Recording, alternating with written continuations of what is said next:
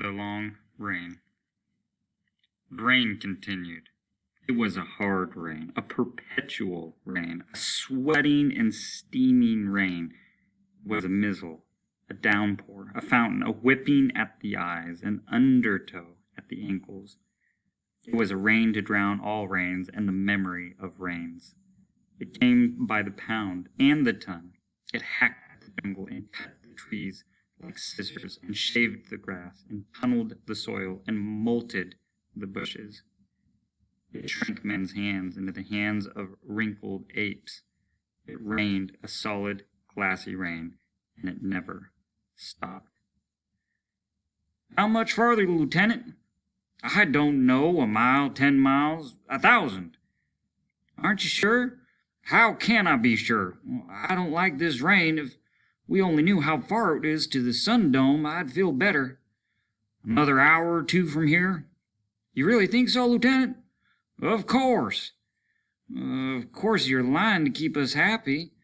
"I'm lying to keep you happy. Shut up." The two men sat together in the rain. Behind them sat two other men, who were wet and tired and slumped like clay that was melting. The lieutenant looked up. He had a face that once had been brown, and now the rain had washed it pale. And the rain had washed the color from his eyes, and they were white, as were his teeth, and as was his hair. He was all white. Even his uniform was beginning to turn white, and perhaps a little green with fungus. The lieutenant felt the rain on his cheeks. "How many million years since the rain stopped raining here on Venus?" "Don't be crazy," said one of the two other men. "It never stops raining on Venus. It just goes on and on. I've lived here for 10 years and I never saw a minute, or even a second, when it wasn't pouring." "It's like living under the water," said the lieutenant, and rose up, shrugging his guns into place. "Well, we'd better get going. We'll find that sun dome yet." "Or we won't find it," said the cynic. "It's an hour or so." "Now you're lying to me, Lieutenant."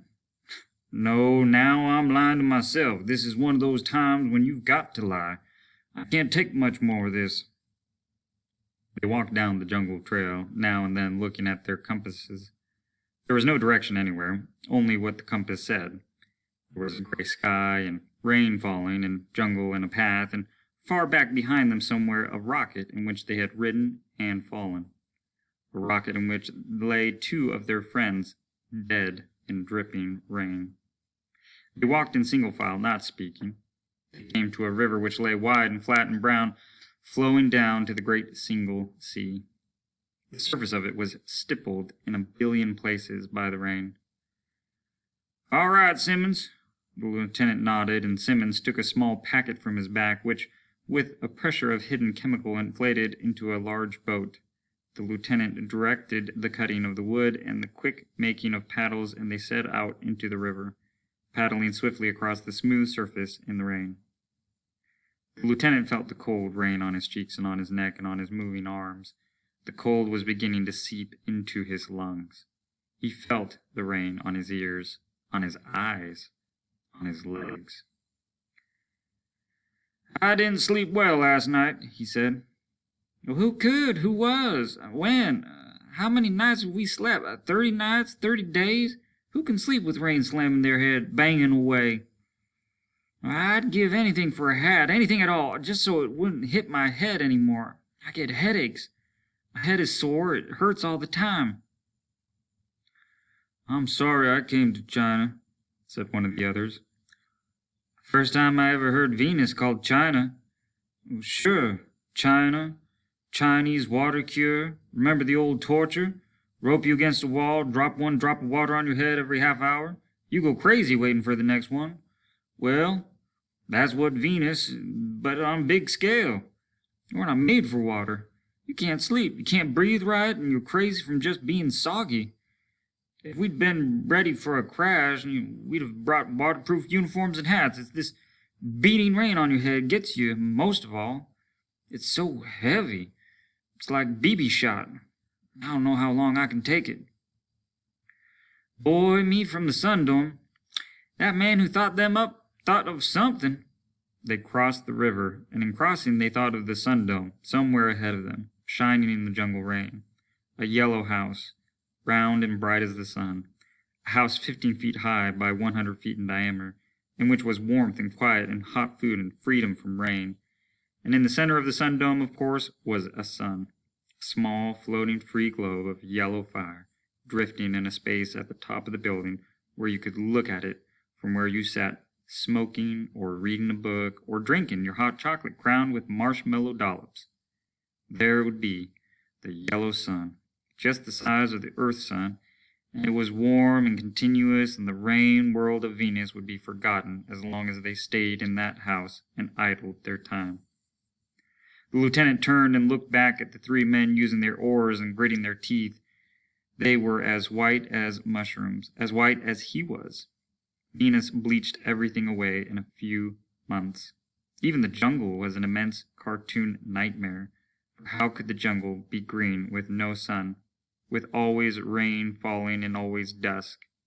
The white jungle with the pale cheese-colored leaves, and the earth carved of wet camembert, and the tree boles like immense toadstools, everything black and white. And how often could you see the soil itself? Wasn't it mostly a creek, a stream, a puddle, a pool, a lake, a river, and then, at last, the sea? "Here we are!" They leaped out of the farthest shore, splashing and sending up showers. The boat was deflated and stored in a cigarette packet. Then, standing on the rainy shore, they tried to light up a few smokes for themselves, and it was 5 minutes or so before, shuddering, they worked the inverted lighter, and cupping their hands, managed a few drags upon cigarettes, that all too quickly were limp and beaten away from their lips by a sudden slap of rain. They walked on. "Wait just a moment," said the lieutenant. "I thought I saw something ahead." "The sun dome?" "I'm not sure. The rain closes in again." Simmons began to run. "The sun dome! Come back, Simmons! The sun dome!" Simmons vanished in the rain. The others ran after him. They found him in a little clearing, and they stopped and looked at him and what he had discovered. The rocket ship. It was lying where they had left it. Somehow, they had circled back and were where they had started. In the ruin of the ship, green fungus was growing up out of the mouths of the two dead men. As they watched, the fungus took flower. The petals broke away in the rain, and the fungus died. "How did we do it?" "An electrical storm must be nearby. Threw our compasses off. That explains it." "You're right." "What do we do now?" "Start out again." "Good Lord, we're not any closer to anywhere." "Let's try to keep calm about it, Simmons." "Calm? Calm? This rain's driving me wild." "We've enough food for another 2 days if we're careful." The rain danced on their skin, on their wet uniforms. The rain streamed from their noses and ears, from their fingers and knees. They looked like stone fountains frozen in the jungle, issuing forth water from every pore. And as they stood, from a distance, they heard a roar, and the monster came out of the rain. The monster was supported on 1,000 electric blue legs.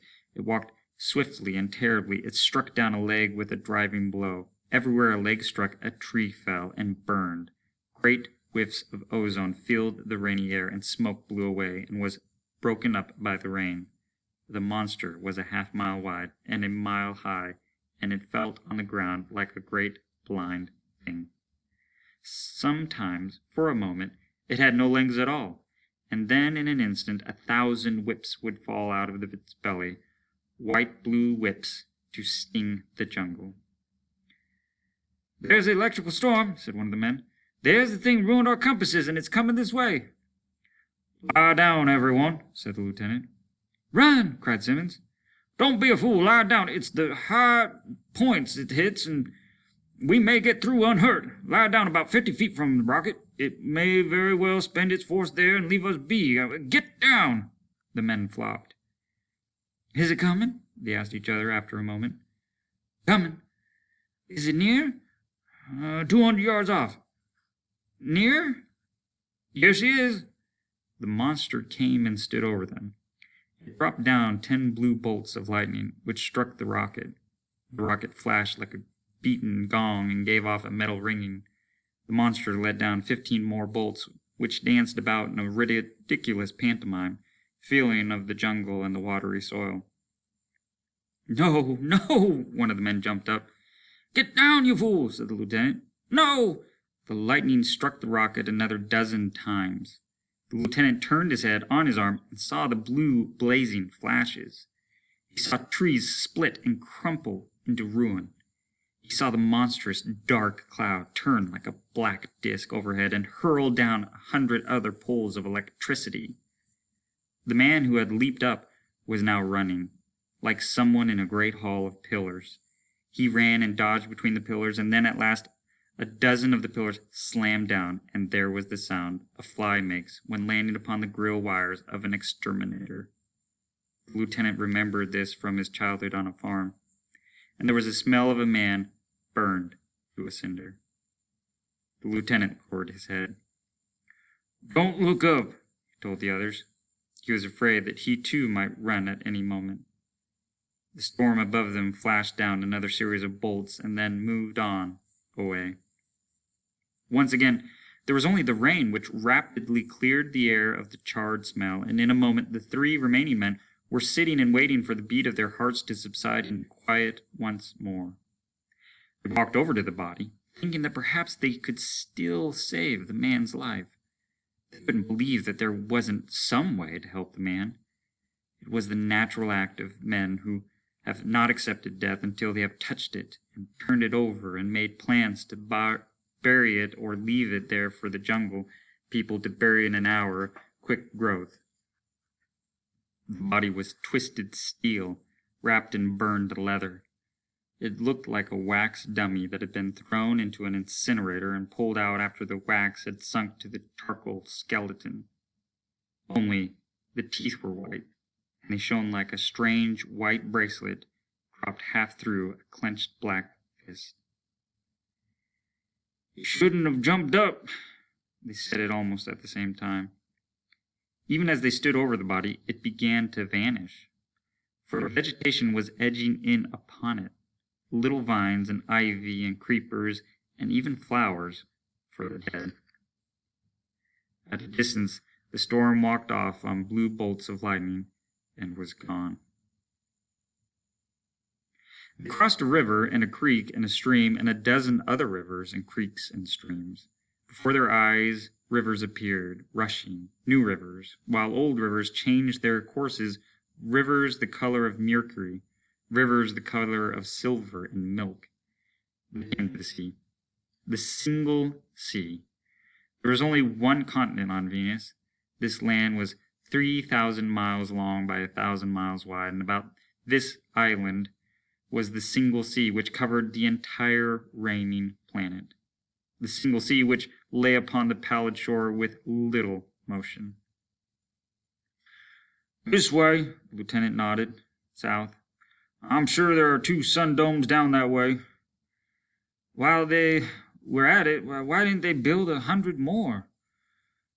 "There's 120 of them now, aren't there?" 126 as of last month. They tried to push a bill through Congress back on Earth a year ago to provide for a couple dozen more, but oh no, you know how that is. They'd rather a few men went crazy with the rain." They started south. The lieutenant and Simmons and the 3rd man, Pickard, walked in the rain that fell heavily and lightly, in the rain that poured and hammered and did not stop falling upon the land and the sea and the walking people. Simmons saw it first. "There it is." "There's what?" "The sun dome." The lieutenant blinked the water from his eyes and raised his hand toward off the stinging blows of the rain. At a distance, there was a yellow glow on the edge of the jungle by the sea. It was indeed the sun dome. The men smiled at each other. "Looks like you were right, Lieutenant." "Luck." "Brother, that puts muscle in me just seeing it. Come on. Last one there's a son of a bitch." Simmons began to trot. The others automatically fell in with this, gasping, tired, but keeping pace. "A big pot of coffee for me," panted Simmons, smiling. "And a pan of cinnamon buns, by God, and just lie there and let the old sun hit you. The guy that invented the sun domes, he should have got a gold medal." They ran faster. The yellow glow grew brighter. Guess a lot of men went crazy before they figured out the cure. I think it'd be obvious, right off, Simmons panted, the words in cadence to his running. Rain, rain, years ago, found a friend of mine out in the jungle, wandering around in the rain, saying over and over, don't know enough to keep coming in out of the rain, don't know enough to come in out of the rain, don't know enough, on and on like that, poor crazy bastard. Save your breath, they ran. They all laughed. They reached the door of the Sun Dome laughing. Simmons yanked the door wide. Hey, he yelled, bring on the coffee and buns. There was no reply. They stepped through the door. The Sun Dome was empty and dark. There was no synthetic sun floating in a high, gaseous whisper at the center of the blue ceiling. There was no food waiting. It was cold as a vault. And through 1,000 holes which had been newly punctured in the ceiling, water streamed. The rain fell down, soaking into the thick rugs and the heavy modern furniture and splashing on the glass tables. The jungle was growing up like a moss in the room, on top of the bookcases and the divans. The rain slashed through the holes and fell on the 3 men's faces. Pickard began to laugh quietly. Shut up, Pickard. Guys, look what's here for us. No food, no sun, nothing. The Venusians, they did it, of course. Simmons nodded, with the rain funneling down on his face. The water ran in his silvered hair and on his white eyebrows. Every once in a while, the Venusians come up out of the sea and attack at the Sun Dome, and they know if they ruin the Sun Domes, they can ruin us. But aren't the Sun Domes protected with guns? Oh, sure, Simmons stepped aside to a place where it was relatively dry. But it's been 5 years since the Venusians tried anything. Defense relaxes. They caught this dome unaware. Where are the bodies? The Venusians took them all the way down in the sea. I hear they have a delightful way of drowning you. It takes about 8 hours to drown the way they work it. Really delightful. But there isn't any food here at all. Pickard laughed. The lieutenant frowned at him, nodded at him so Simmons could see. Simmons shook his head and went back to a room at one side of the oval chamber. The kitchen was strewn with soggy loaves of bread and meat that had grown a faint green fur. Rain came through 100 holes in the kitchen roof. Brilliant. The lieutenant glanced up at the holes. I don't suppose we can plug up all those holes and get snug here. Without food, sir? Simmons snorted. I notice the sun machine's torn apart. Our best bet is to make our way to the next Sun Dome. How far is that from here? Not far, as I recall. They built 2 rather close together here. Perhaps we could wait here. A rescue mission from the other might... It's probably been here and gone already. Some days ago, they'll send a crew to repair this place in about 6 months when they get the money from Congress. I don't think we'd better wait. All right, then, well, we'll eat what's left of our rations and get on to the next dome, Pickard said. If only the rain wouldn't hit my head just for a few minutes. If I could only remember what it's like to not be bothered. He put his hands on his skull and held it tight. I remember when I was in the school, a bully used to sit in the back of me and pinch me and pinch me and pinch me every 5 minutes all day long. He did that for weeks and months. My arms were sore and my back blue and all the time, and I thought I'd go crazy from being pinched. One day I must have gone a little mad from being hurt, and I turned around and took a metal tri-square and I used it in mechanical drawing, and I almost killed that bastard. I almost cut his lousy head off. I almost took his eye out before they dragged me out of the room, and I kept yelling, "Why don't you leave me alone? Why don't you leave me alone, brother?" His hands clenched, the bone of his head shaking tighter, his eyes shutting. But what do I know now, huh? Who did I hit? Who do I tell to lay off? Stop bothering me this damn rain, like the pinching always on you. That's all you hear. That's all you feel. We'll be at the other Sun Dome by 4 this afternoon. Sun Dome? Look at this one. What if all the Sun Domes on Venus are gone? What then, huh? What if all the holes in all the ceilings and the rain's coming in? We'll have to chance it, I'm tired of chancing it. All I want is a roof and some quiet. I want to be alone. It's only 8 hours off if you hold on. Don't worry, I'll hold on all right. Pickard laughed, not looking at them. Oh, let's eat, said Simmons, watching him. They set off down the coast, southward again. After 4 hours, they had to cut inland to go around a river that was a mile wide, and so swift it was not navigable by boat. They had to walk inland 6 miles to a place where the river boiled out of the earth, suddenly like a mortal wound. In the rain, they walked on solid ground and returned to the city. I've got to sleep, said Pickard at last. He slumped. Haven't slept in 4 weeks. Tried, but couldn't. Sleep here. The sky was getting darker. The night of Venus was setting in, and it was so completely black that it was dangerous to move. Simmons and the lieutenant fell to their knees also, and the lieutenant said, All right, we'll see what we can do. We've tried it before, but I don't know. Sleep doesn't seem one of the things you can get in this weather. They lay out full, propping their heads up so the water wouldn't come to their mouths, and they closed their eyes. The lieutenant twitched. He did not sleep. There were things that crawled on his skin. Things grew upon him in layers. Drops fell and touched other drops, and they became streams that trickled over his body, and while these moved down his flesh, the small growths of the forest took root in his clothing. He felt the ivy cling and make a second garment over him. He felt the small flowers bud and open and petal away, and still the rain pattered on his body and on his head. In the luminous night, for the vegetation glowed in the darkness, he could see the other 2 men outlined like logs that had fallen and taken upon themselves velvet coverings of grass and flowers. The rain hit his face. He covered his face with his hands. The rain hit his neck. He turned over on his stomach in the mud on the rubbery plants, and the rain hit his back and hit his legs. Suddenly he leaped up and began to brush the water from himself. 1,000 hands were touching him, and he no longer wanted to be touched.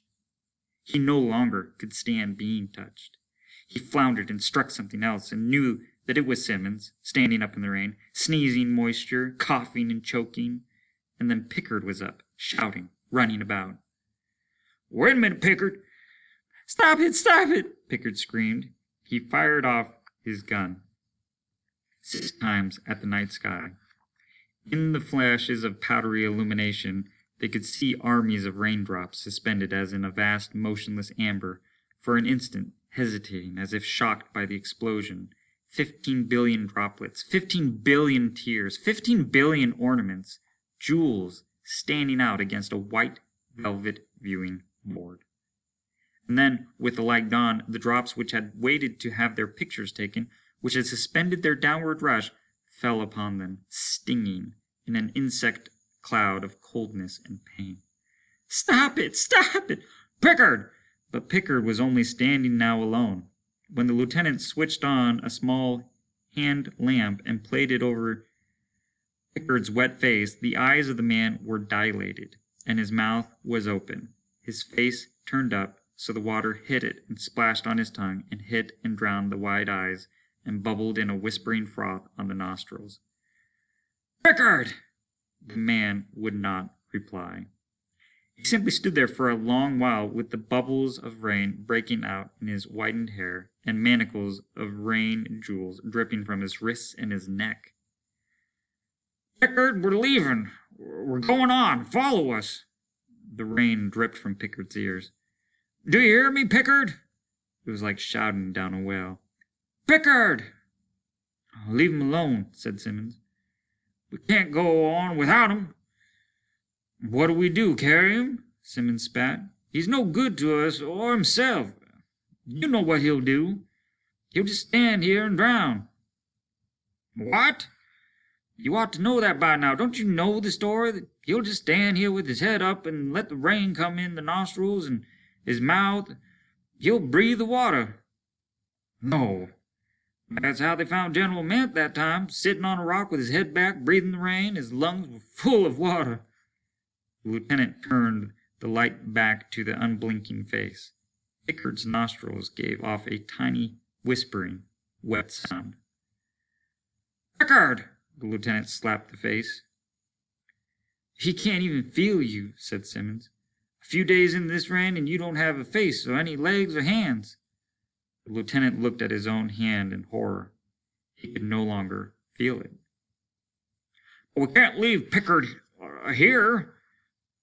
"I'll show you what we can do." Simmons fired his gun. Pickard fell into the raining earth. Simmons said, "Don't move, Lieutenant. I've got my gun ready for you, too. Think it over." He would have stood or sat there and drowned. "It's quicker this way." The lieutenant blinked at the body. "But you killed him." "Yes, because he'd have killed us by being a burden. You saw his face. Insane." After a moment, the lieutenant nodded. "All right." They walked off into the rain. It was dark, and their hand lamps threw a beam that pierced the rain for only a few feet. After a half hour, they had to stop and sit through the rest of the night, aching with hunger, waiting for the dawn to come. When it did come, it was gray and continually raining as before, and they began to walk again. "We have miscalculated," said Simmons. "No, another hour." "Speak louder. I can't hear you." Simmons stopped and smiled. "By Christ," he said and touched his ears. "My ears! They've gone out on me. All the rain pouring finally numbed me right down to the bone." "Can't you hear anything?" said the lieutenant. "What?" Simmons' eyes were puzzled. "Nothing. Come on." "I think I'll wait here. You go on ahead." "You can't do that." "I can't hear you. You go on. I'm tired. I don't think the sun dome is down this way, and if it is, it's probably got holes in the roof like the last one. I think I'll just sit here." "Get up from there." "So long, Lieutenant. You can't give up now." "I've got a gun here that says I'm staying. I just don't give a damn anymore. I'm not crazy yet, but I'm the next thing to it. I don't want to go out that way. As soon as you get out of sight, I'm going to use this gun on myself."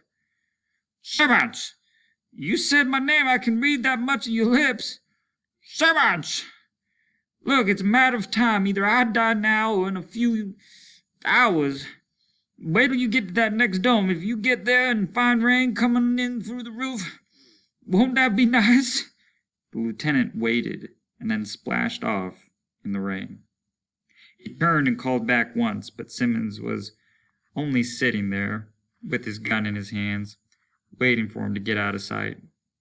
He shook his head and waved the lieutenant on. The lieutenant didn't even hear the sound of the gun. He began to eat the flowers as he walked.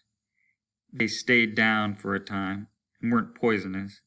Neither were they particularly sustaining, and he vomited them up, sickly, a minute or so later. Once he took some leaves and tried to make himself a hat, but he had tried that before. The rain melted the leaves from his head. Once picked, the vegetation rotted quickly and fell away into gray masses in his fingers. "Another 5 minutes," he told himself. "Another 5 minutes, and then I'll walk into the sea and keep walking, and we weren't made for this.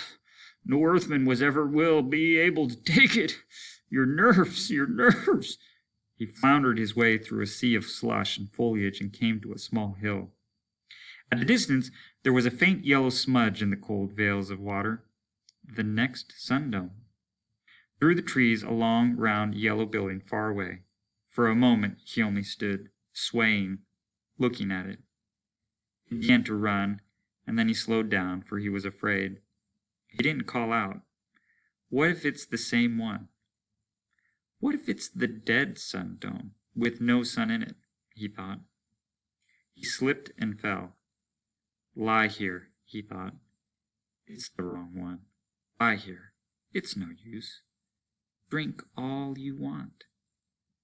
But he managed to climb to his feet again and crossed several creeks, and the yellow light grew very bright, and he began to run again, his feet crashing into mirrors and glass, his arms failing at diamonds and precious stones. He stood before the yellow door. The printed letters over it said, "The Sun Dome." He put his numb hand up to feel it. Then he twisted the doorknob and stumbled in. He stood for a moment, looking about. Behind him, the rain whirled at the door. Ahead of him, upon a low table, stood a silver pot of hot chocolate, steaming, and a cup full with a marshmallow in it. And beside that, on another tray, stood thick sandwiches of rich chicken meat and fresh-cut tomatoes and green onions. And on a rod just before his eyes was a great thick green Turkish towel and a bin in which to throw wet clothes, and to his right a small cubicle in which heat rays might dry you instantly, and upon a chair a fresh change of uniform, waiting for anyone, himself or any lost one, to make use of it. And farther over, coffee in steaming copper urns, and a phonograph from which music was playing quietly, and books bound in red and brown leather. And near the books, a cot, a soft, deep cot, upon which one might lie, exposed and bare, to drink in the rays of the one great bright thing which dominated the long room. He put his hands to his eyes. He saw other men moving toward him, but said nothing to them. He waited, and opened his eyes and looked. The water from his uniform pooled at his feet, and he felt it drying from his hair and his face and his chest and his arms and his legs. He was looking at the sun. It hung in the center of the room, large and yellow and warm. It made not a sound, and there was no sound in the room. The door was shut, and the rain only a memory to his tingling body. The sun hung high in the blue sky of the room, warm, hot, yellow, and very fine. He walked forward, tearing off his clothes as he went.